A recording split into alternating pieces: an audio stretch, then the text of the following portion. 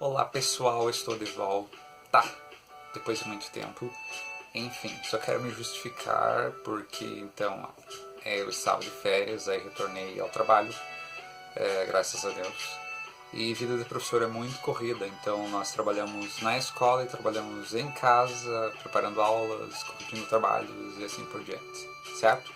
Então, hoje eu tive um tempinho, na verdade estou procrastinando algumas outras coisas para fazer esse vídeo, ok? Um beijo para os meus alunos do magistério e os outros alunos que assistem, fico muito feliz. E hoje eu vou falar sobre algumas coisas, alguns erros bem comuns da língua portuguesa, os que mais acontecem, tem maior incidência, ok? Espero que este vídeo auxilie vocês e vamos lá, bons estudos! Então, vamos começar com afim e afim, ok? Para quem já viu os vídeos sobre os homônimos homófonos, esses dois são homófonos, né? Eles têm o mesmo som, mas a escrita é diferente. Eu tenho afim separado, que significa com vontade de, tá? Quando a pessoa está com vontade de fazer alguma coisa, ela está a fim de fazer alguma coisa, certo? E o afim junto, ele significa igual, semelhante. Vamos aos exemplos. Eu estou a fim de aprender mais sobre erros gramaticais. Então, eu estou com vontade de, certo? Outro exemplo. Aqueles dois têm almas afins, ou seja, aqueles dois têm almas iguais, semelhantes.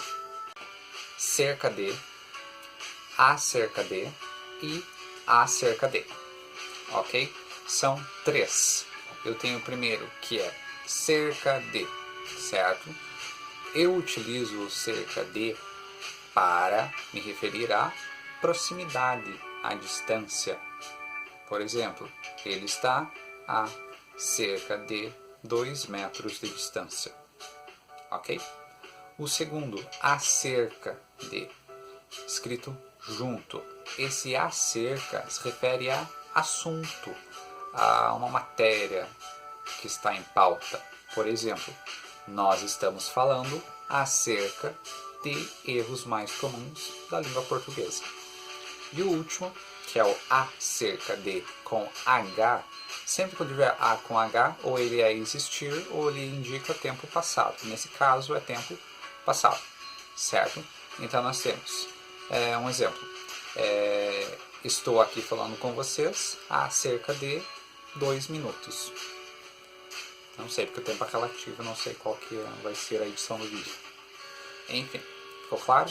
Então, o primeiro, que é escrito separado, a cerca de, todo separado, indica uma distância, uma proximidade. Estamos a cerca de tantos metros de distância.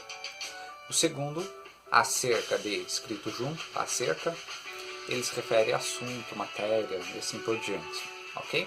E o último, com H, se remete a tempo passado, né? Um tempo já decorrido. Meio e meia, ok? O primeiro, meio, ele é um advérbio, ok?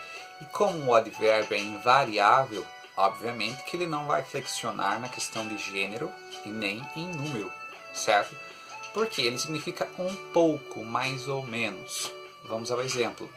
Ela está meio aborrecida com a operação carne fraca, né, que está em pauta.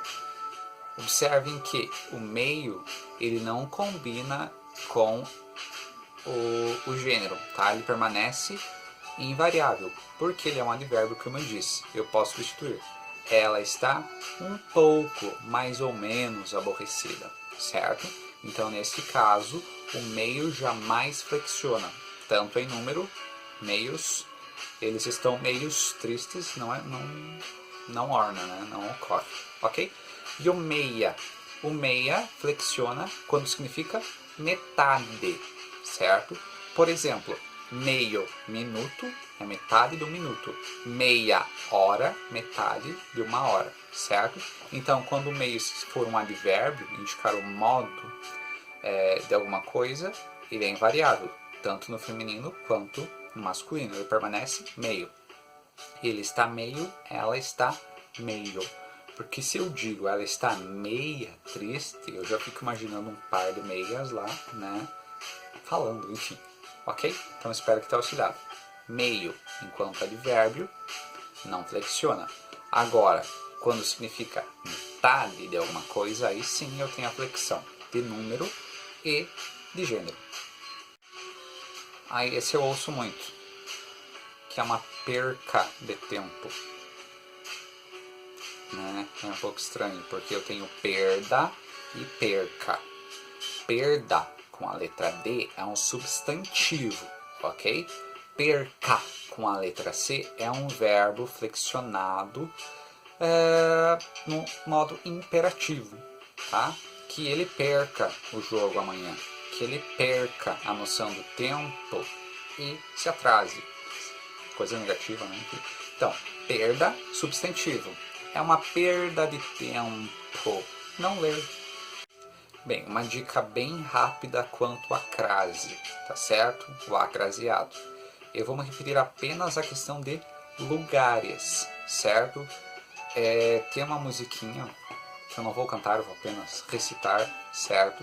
Que me dá uma noção muito boa de quando eu uso, de quando eu não uso crase, quando me refiro a lugares. Por exemplo, abre aspas. Se vou a e volto da, crase a. Se vou a e volto de, crase para quê?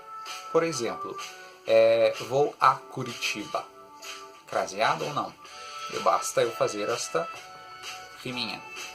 Eu volto da Curitiba, eu volto de Curitiba. Obviamente que eu volto de. Então, daí eu me recordo. Se vou a e volto da, crase a. Se vou a e volto de, crase para quê? Então, nesse caso, crase para quê? Se eu volto de Curitiba. Porém, exemplo, Bahia. Eu vou à Bahia. Tem crase? Sim. Por quê? Porque eu volto da Bahia. Lembrando que isso não é uma regra para tudo dentro da crase, certo? Eu farei um vídeo futuramente que explica sobre isso, beleza? Mas na maioria dos casos eu posso fazer tirar essa prova, tá certo? Para ver se eu uso ou não uso. Tenho certeza que vai auxiliar muito, ok? Beijos, bons estudos, leiam sempre coisas boas, não coisas desnecessárias, certo? Até mais.